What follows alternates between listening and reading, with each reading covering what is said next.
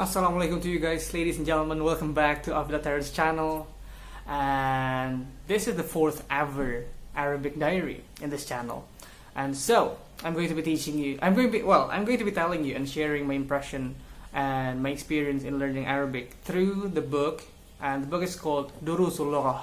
Okay, so this is the fourth day. Okay, this is the fourth day, and I just learned some new words. I just learned some new verbs. I just learned some new forms of fi'al in Arabic. Fi'al means verb in Arabic. And I gotta say, this has shown me that Arabic in general as a language is pretty unique. And they really work different. You know, comparing it to English in general, they work really differently. So it turns out that there are 7 forms of verbs in Arabic. 7 forms in general. And this is really different comparing it to, again, English. And all of these 7 forms, they have different forms, different words, letter distribution, and each forms will result and transform all of the words into something different. So each of the letter distributions will create something different. And so let me give you an example, okay? So let's take, for example, let me give you an example with one comparison of 2 forms of the verbs. And before I go to that, if you don't know, the basic form of verb in Arabic is actually in the past form. Comparing it to English, which is entirely different, in English, it is in the infinitive form, which is the present form. So, let's start comparing it, 2 of them. First one is kataba. The second one is adda. The first one means, kataba means write, and adda means count. And in Arabic, the changes that happen to a verb, to a word, in verb, the working behind the verb is from the past form to the present form and to the commanding tone. So just in general, it would usually go that way, because in every languages it would usually go that way. The changes will usually go that way. So let's start from the kataba. Kataba start from the madi, or which is the past form. Kataba means he wrote, and then it changes. If we use it in the present tense, then it changes into yaktub. Yaktubu, he writes or he is writing. And then if we want to use it in a commanding tone, then it changes into uktub. So this is one type of verb, right? This is one form of the verb. And then the second form would be adda. From adda means he counted, to ya'uddu means he is counting or he counts, and then the commanding tone into the commanding tone, udda means count.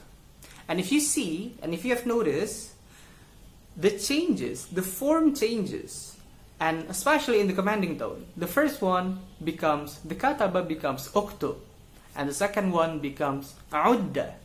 And this is only 2 of them. Now imagine there are 7 forms of the verbs. So this is surprisingly, right? This is surprisingly kind of exciting and kind of confusing at the same time. You know, especially if you're like a first learner of this, which is the same way as I do, is that can be confusing, especially if you're trying to work and trying to understand it without any guidance. So other than that, aside from that, I also learned, before I move on, I'm going to show you the 7 forms of the verb. So this is, as you can see, the table of the forms. The table of the forms. So, okay, see that? See? So there are 7 of them. 1, 2, 3, 4, 5, 6, and 7. So 7 forms of the verbs. Which is, you know, this, in the end, this convinces me that it is, in general, okay, I'm just talking in general, it is a waste of time to try to memorize every formula. If you understand, then that's fine, that's good, then you're good to go, and that's it. Because as long as you understand, then you'll be able to read and understand, you know, listen unconsciously. So you don't need, I believe that we don't need to completely memorize the formula in order to use it. Okay, so aside from the form, I also just read a story about two new university students from China who just moved to who just moved to Medina, and they're trying to learn in the university. They're trying to study there.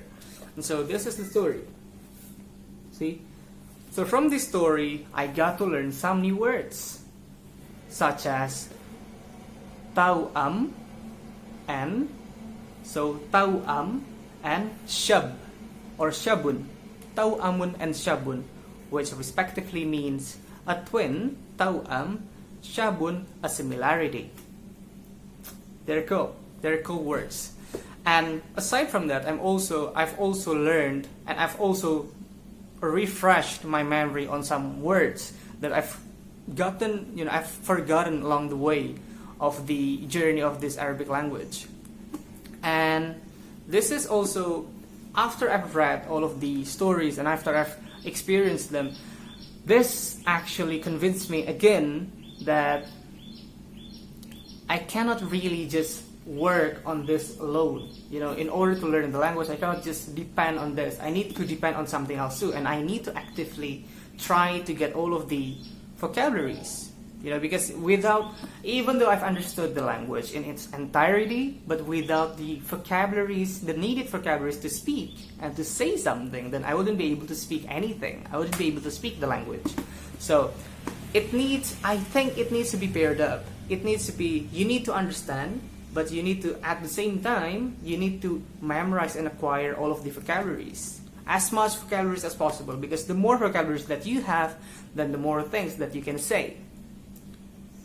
If you understand something, just let me give you an example again. If you understand something, if you understand the grammar, for example, of a language, but you don't know any of the vocabularies, then you wouldn't be able to speak in the language.